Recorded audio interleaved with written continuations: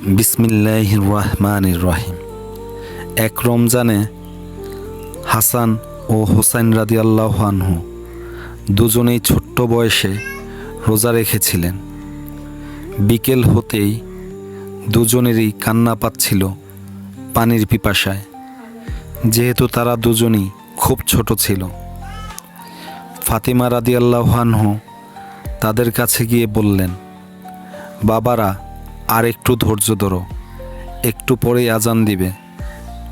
ঠিক তখনই রাসূল সাল্লাল্লাহু আলাইহি সাল্লাম এলেন এবং দুই নাতিকে কোলে তুলে বললেন, আমার এই দুটি ফুল রোজা রেখে কষ্ট পাচ্ছে, যা দেখে জান্নাতও লজ্জা পাচ্ছে।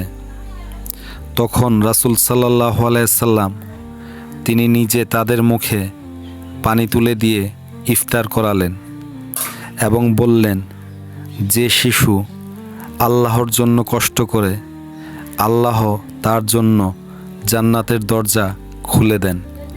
সুবহানাল্লাহ। যদি ভিডিওটি ভালো লাগে চ্যানেলটি সাবস্ক্রাইব করুন, লাইক করুন, কমেন্টস করুন এবং বেশি বেশি শেয়ার করুন। দ্বীন ইসলাম জিন্দাবাদ।